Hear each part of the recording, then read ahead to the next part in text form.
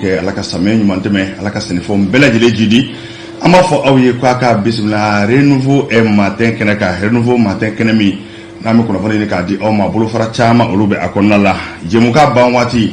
Isa Kaba Sidibe ale bɛna an kuma ɲɔgɔnya gɛlɛyaba min n'o sɔrɔ Lafiyabugu commune 4 na o dongo ayiwa ni denmisɛnnin yɛrɛ dɔ ni tora o la ka sababuya kɛ u ni polisiw ka ɲɔgɔn faamuyabaliya ye Isa Kaba Sidibe a bɛna da don la jɛmukan ban waati an bɛna maa fana wele nɛgɛjuru sira fɛ maa min n'o de ye Modi Koyita ye Modi Koyita ale baara kɛ Assemblée nationale la ayiwa a kɔni gwɛlɛ ka bɔ yen nɔ o fana kiri kɔni kɛra kiri da jara a la ko nka a ka hakɛw ye min ye a ma se ka bila a ka hakɛw kɔnɔ hali bi anw ka kunnafoni an baarakɛɲɔgɔn kunnafoni baarakɛɲɔgɔn n'o ye Malik Konate bɛna kuma fɛn min ye maa min kana juguya ta ka jamana ɲɛma Asimi Goyita sɛgɛrɛ selidon o ko bɛ danga min na ayiwa tribunal mɔgɔw y'a ko ta bala cogo min procureur ale bɛna da don o la ka o walawala Amadu El Konare anw ka kunnafoni dila ale bɛna kunnafoni walawala aw ye sɔgɔmada in na tako fɔlɔ ani tako filanan na Sori Ibrahima Jalo fana b'an ka sira bɛnjɛw la taa ka segin bɛ cogo jumɛn na saa kɔrɔ bɛ Bamakɔ sɔgɔmada in na a bɛna ɲɛfɔ kɛ an ye o tɛmɛnen kɔfɛ awa daɲɔgɔn ayiwa ale bɛ kɛnɛya kibaruyaw di an ma sabu ɲɛnɛmaya jɔsen fɔlɔ o ye kɛnɛya ye anw kɔrɔkɛba Alex Kalambiri ale ma sɔn mun ma bi sɔgɔmada in na an bɛn'o fana jira aw la o la an bɛ aw fo k'aw waleɲuman dɔn k'aw bɛɛ lajɛlen k'a bisimila jɛmukan laban o ye Isa Kaba Sidibe de ye ale bɛ na ɲ'a fɔ kuma daminɛ na cogo min na ayiwa kana walawalali kɛ gɛlɛya min n'o sɔrɔla Lafiyabugu o don an bɛna an da don o la k'o walawala o kumana an bɛ aw fo k'aw waleɲuman dɔn an b'a fɔ a ye k'a bɛɛ lajɛlen ka a bisimila renouveau matin kɛnɛ kan a paraɲɛ fɔlɔ o ye waati taabolo ye n'a bɛ météo ko fɔ an bɛ t'o nɔfɛ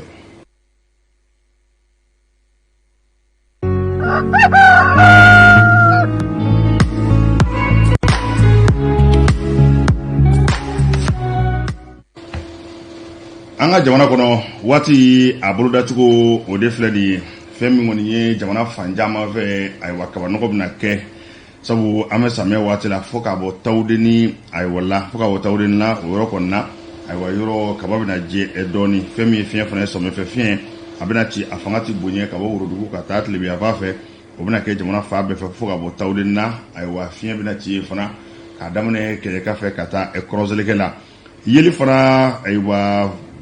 bisibasa tɛna don yeli la sabu yeli bɛna kɛ fa bɛɛ lajɛlen fɛ fo ka bɔ Kidali ni tawudeni na o yɔrɔ kɔni na gɔngɔ bɛna dulon ye dɔɔni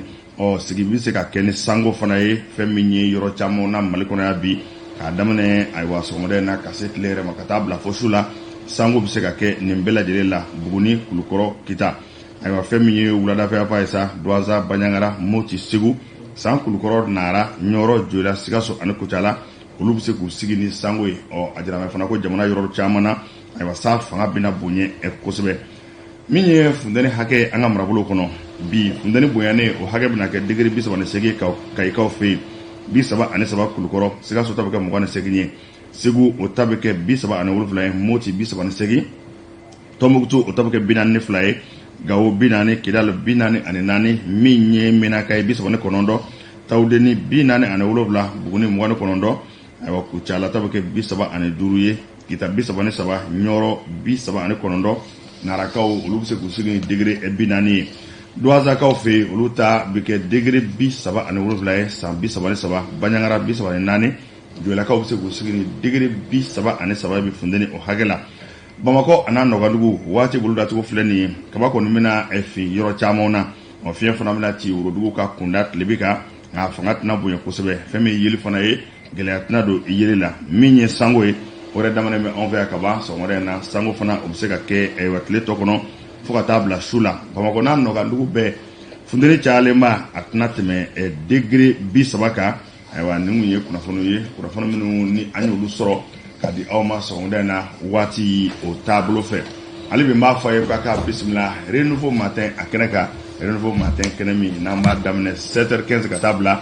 ayiwa nɛgɛ kaɲɛ 9 la n'o bɛ 9h ko fɔ nka bi sɔgɔmada in na an wuli bɛ ni sa ye fa bɛɛ lajɛlen kɔni fɛ ayiwa miniti 5 ɲɔgɔn na an kɔni y'o kɛ retard la nka an bɛ hakɛto ɲini kɛ aw fɛ dɔw bɛ ten gɛlɛn sɔrɔ wuda la dɔw bɛɛ lajɛlen n'a dugujɛ k'a fana don o fana an ka kunnafoni dila Amadu El Konare a ye an ka kɛnɛ sɔrɔ Amadu ni sɔgɔma i ni sɔgɔma karamɔgɔ Antoine bi ta in ko a mɛn dɛ bi ta in ko a mɛn Antoine y'a fɔ ten tɔ k'a daminɛ goudron sanfɛ ani carré kɔnɔnaw la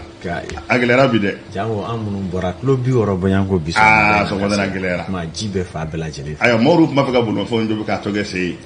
ni waati n'a cogoya tɛ n'o tɛ ni juguyara sira kan i mana cu ji la a bɛ yɛrɛ kuma hakɛto ɲini bɛ kɛ kosɛbɛ mototigi caman minnu bɛ yen ni olu tɔɔrɔlen don an to ani ka sababu kɛ ji fɛnsɛnni fan bɛɛ fɛ pinɛ bɛ cun maaw bɛ sɛgɛn o bɛɛ n'a ta bɛɛ kun ye dɔ ɲɛtɔ kana dɔ tiɲɛ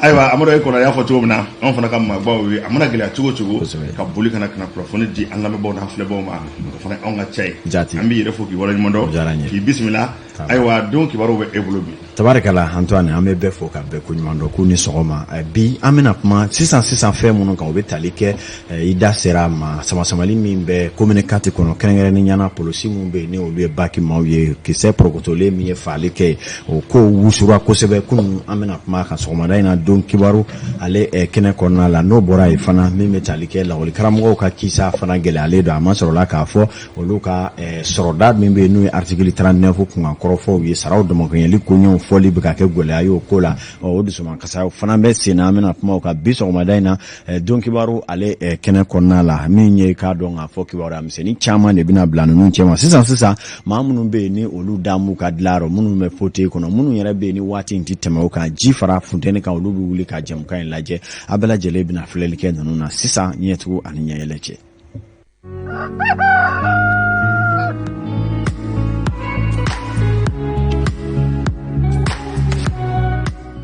ka foli kuraya ka di aw ma Mali kɔnɔ Mali kɔ kan radio partenaire minnu sɔgɔlen don ana n'olu bɛ kɛ sababu ye u ka duguladenw fana kan ka jɛmukanw sɔrɔ k'u bɛɛ fo sɔgɔmada in na an y'a fɔ ten tɔ kibaruyaw la min bɛ tali kɛ an ka sigida naaninan min bɛ yen n'o ye communiqué Bamakɔ min ye arabadon kunna sini latigɛ dɔ bolila latigɛ min bɛ tali kɛ an ka finitigilaka minnu bɛ laraweli kɛ su fɛ ni o ye brigade anticriminel n'an ko a ma banki ni o ye tiɲɛnikɛlaw nɔnɔbɔli ka dɔ polisi bolofara ye olu kɔni ye file fiyɛ maa dɔ la a tigi ma sɔn jɔli ma o kuma min ye ɲɔgɔngwɛ daminɛna waasa maa min ma jɔ a tɛgɛ bɛ se ka da kan cogo min na a kɔni taara laban marifakisɛ lak'i ka ciliw la i n'a fɔ kibaruya kunfɔlɔ minnu sɔrɔla kisɛ porokotolen ye funankɛni dɔ sɔrɔ communiqué kɔnɔ min yɛrɛ kɔni taara saya ni balo dancɛ la nka kibaruya dɔw y'a jira k'a fɔ ale kɔni kɛra fure ye a ko nasaratigɛ la o kɛra sababu ye jahadiba wulila communiqué kɔnɔ bɛɛ lajɛlen y'i seko kɛ a kow la waasa an ka se k'a ko tɛmɛcogo n'a bɔcogo bɛɛ lajɛlen dɔn Maliki Jalo ale taara renouveau to ala a ye minnu sɔrɔ a kan k'u lajɛ. Su kelen siɲɛna tɛmɛnen kɔ Lafiyabugu sifinnakaw kɔni ye wulikajɔw sabati bi sɔgɔmada in na walisa ka se k'u ka nisɔngoya yira ni Abdulaye Keyita fagali ye polisiw fɛ joli yɛrɛ bɛ fagalikɛyɔrɔ la halisa fagali kɛla mɔgɔ minnu ɲɛna olu caman ye ɲɛfɔli kɛ Abdulaye n'a si ye san 20 ye a fagatogoyaw kan polisiw fɛ. Sura polisiw kun bɛ ka dɔ de gɛn rapol la brigade anticriminel mɔgɔw bon donc a tigi paniko kojugu a farala yan fɛ est ce que i bɛ ka faamu a ye mototigi 3 de ta bon donc brigade mɔgɔw yɛrɛ taara u ka pick-up garder ɲɛfɛ est ce que i bɛ ka faamu an nana an ko pick-up tɛ bouger ka bɔ yan nɔ de tant que ni justice ma kɛ constat de bɛ kɛ diyagoya la est ce que i bɛ ka faamuya bon donc u y'a essayer ka rapport wele ka na olu ka na wara vita balle la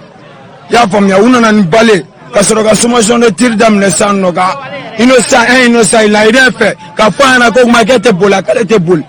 ko kuma k'e tɛ boli k'ale tɛ boli a y'a ci a la k'a bɛn n'ale ba cɛ k'ale ye mɔgɔ faga k'ale b'a faga a y'o fɔ dɔrɔn k'a tire plus de 4 balles. Banbatɔ yɛrɛ ka du o ni wale ninnu kɛla yɔrɔ min na o man jan a balimaw kɔni bɛ kɛ ka mɔgɔw sabali walisa fitinɛ wɛrɛw kana wuli o y'a yira k'a fɔ k'u bɛna damakasi sɛbɛn don polisiw juguya la minnu kɛla sababu ye k'u balimakɛ bɔnɛ a nin na. ko ni juguya bɛ maa su kan i k'a fɔ juguya bɔ anw su kan sabula bi ye ne dɔgɔnin ta ye n'a ye nin ko to ta a bɛ se ka kɛ mɔgɔ wɛrɛ ye wa mɔgɔ wɛrɛ caman fana joginna an k'o bɛɛ ka famille ka na komi an yɛrɛ k'a fɔ k'a bɛ nalen an ka nin kɛ plainte ba kelen ye contre la BAC min ye fagali kɛ o dɔrɔn tɛ dɛ ani maa maa dɔnna sabula ni baarakɛɲɔgɔnya la ni ɲɛ bɛ i collègue la n'a bɛ fɛ ka dan sago i b'a bilasira o maa ma sɔrɔ ninnu na donc anw bolo ninnu bɛɛ de ye kelen. Abdulaye Keyita yɛrɛ ka janajaw bɛɛ lajɛlen kan ka kɛ juillet kalo tile 23 ni juma jiginna.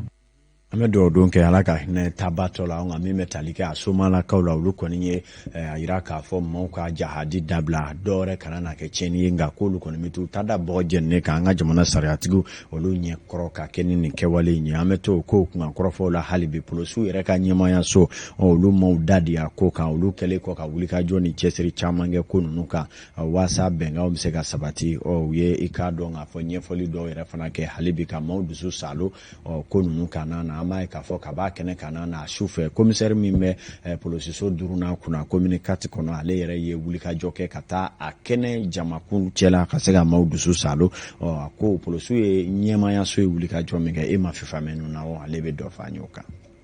ka keni bataki sebenye kunu araba nege kayen mwani saba wati o temene koni miniti binanie ka polisiw to u ka patrouille la walasa ka lakana sabati Lafiabugu u ye mobilitigi dɔ lajɔ u kun sigalen bɛ min na nga mobilitigi ma sɔn jɔli ma a boli la ka kɛɲɛ ni bataki sɛbɛn in kɔnɔkumaw ye ko mobilitigi in tatɔ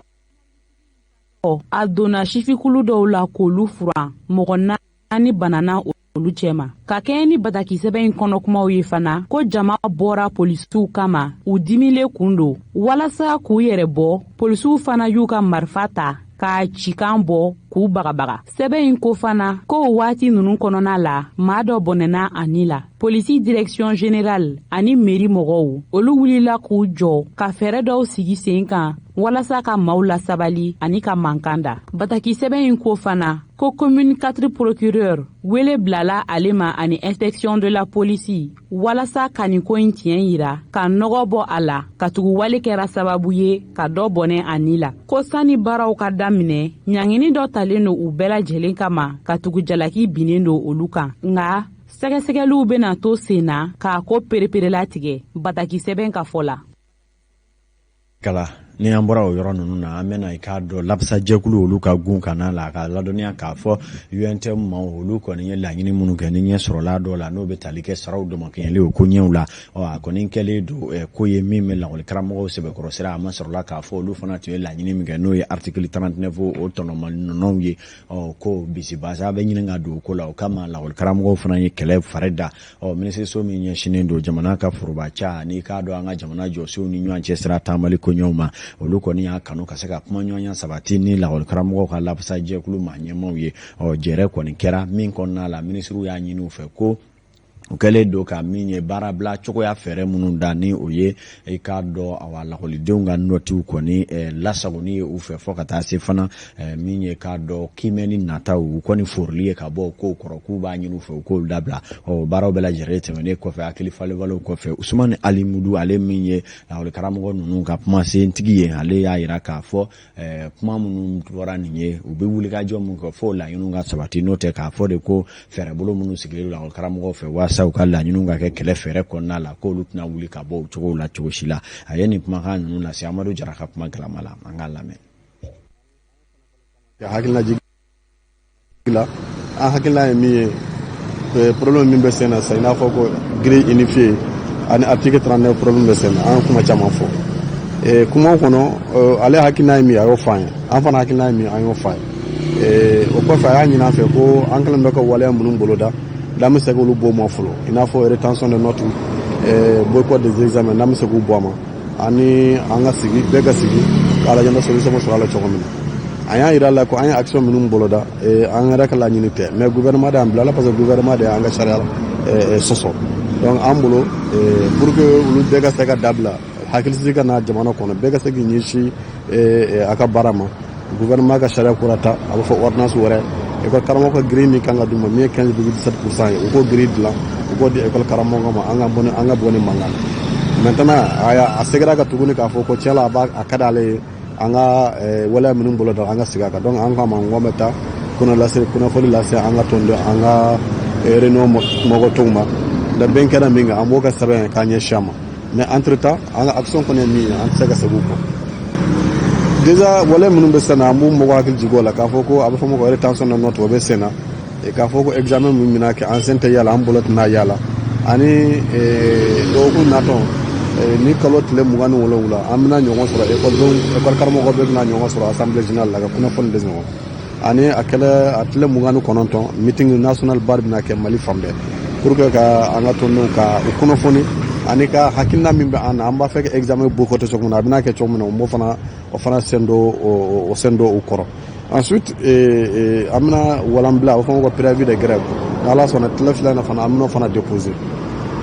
Sagambi sabani wolonfla o ben nganya wolonfla kan wati na menye Aruna Jara kati prefet ka demaya la wati kele be ka donga fo Mamadou Igor Jara ale fana nga jasimina no wati na marka la ka wolu fe o menye Antoine Solange Damele ni kibaru ya kun follow ye anye munu paro nyanga teli ala wasa flebo ni lamemba obiseka jamana ta chogo ani fienchi fado bikle konala Amadou El Konare ima foi foni tente femi kuna foni koni abalamo kuna foni esomadi kaseka ayo beledile koni mbo kuna sirla anga wulika jo oye dongi baro kunfolo temene kofe dongo so mona fe ani sori Ibrahima Diallo flake ami nyozoro baba srabe jawla bi ko ne sas be ko jigime sare a jonde folo o ngana la jenazara ka nyozoro minye ne ka juru srafe akaseka nyefo ka nyabe yoro jume ani bama ko tanenga sekibe chogo dibi esraboka ni sur labene do amita sraba kuna fonda